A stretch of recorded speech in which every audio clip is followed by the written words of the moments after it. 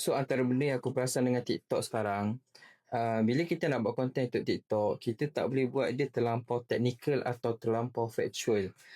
Konten kat TikTok ni somehow dia kena ada storytelling lah. Sebab aku perasan kalau kita buat konten yang terlampau technical atau factual, view dia sangat-sangat rendah.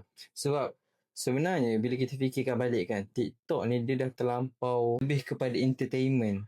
Kalau macam contoh platform lain, dia still ada lagi balance kan. Orang cari konten mengenai perkara-perkara teknikal atau dia nak belajar something new. Tapi bila orang buka TikTok, tak kisahlah siapa-siapa pun audience korang, asalkan dia buka TikTok je, dia nak cari source of entertainment. Benda yang boleh mengurangkan stres dia, benda yang kelakar kan. So bila dia engage dengan konten-konten macam ni, tak kisahlah audience korang tu audience macam mana pun, kemungkinan konten yang terlampau teknikal dia takkan dapat. Biarpun konten teknikal tu benda yang dicari.